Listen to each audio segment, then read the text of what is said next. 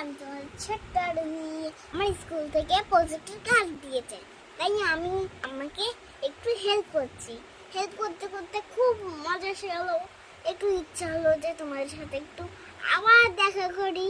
তাহলে চলো আমার ক্রাফটের কাজগুলো দেখা যাক। আমি নিয়েছি একটা থার্মোকলের গ্লাস।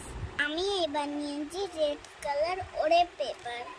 এই পেপারটাকে কুচি করে নিতে হবে, খুব পাতলা, তোমরা দেখেই বুঝতে পারছো।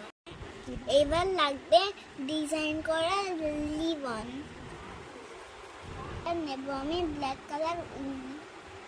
ফার্স্ট আমি থার্মোকলের গ্লাস নিয়েছিলাম, তারপর আমি পেপারটা দিয়ে শাড়ি পরিয়েছি। এইবারে আমি রিবন দিয়ে একে কোমরে বেল্ট করে দিয়েছি। এইবারে আমি পিংপং বনিয়ে গ্লাসের মধ্যে আঠা দিয়ে বসিয়ে নিয়েছি। এবারে ওর চুলগুলো আঠা দিয়ে লাগিয়ে নিয়েছি। ব্ল্যাক কালার উল দিয়ে বানিয়ে বিন করেছি। সঙ্গে রেড কালার টিপ পড়েছি। আমার ডলটা বানানো কেমন হয়েছে তোমরাই বলো। কি সুন্দর হয়েছে তো জানিয়ে। এবার বানাবো আমি পাটি মাস্ক। আমি প্রথমে নিয়ে নেবো একটা ব্ল্যাক কার্শিট। ব্ল্যাক কার্শিটটাকে মাস্ক কাটিংয়ে কেটে নেব। আমি এবার মাস্কের মধ্যে ভ্যারাইটি কালারের গ্লিটার ইউজ করব। আমি মাস্কের মধ্যে ভ্যারাইটি কালারের শার্টিং ফিতে ইউজ করব।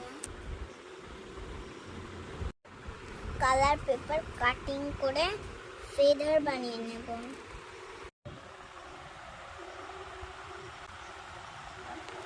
আমি ব্ল্যাক কালার পেপারটাকে মাস্ক কাটিংয়ে কেটে নিয়েছিলাম। আমি তারপরে ভ্যারাইটি কালারে গ্লিটার ইউজ করেছি।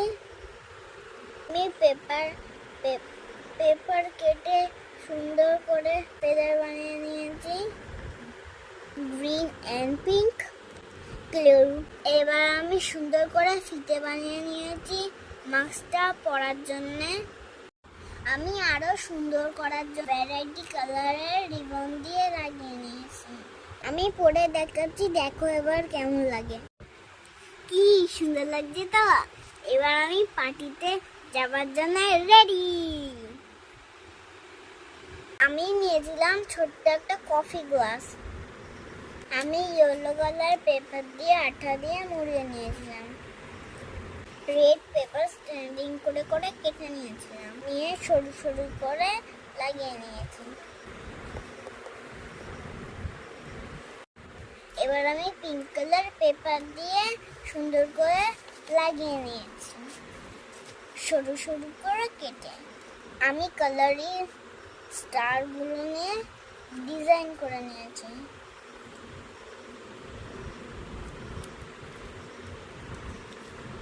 আমার সঙ্গে মাম্মাও ছিল, আমি মাম্মাকে হেল্প করেছি।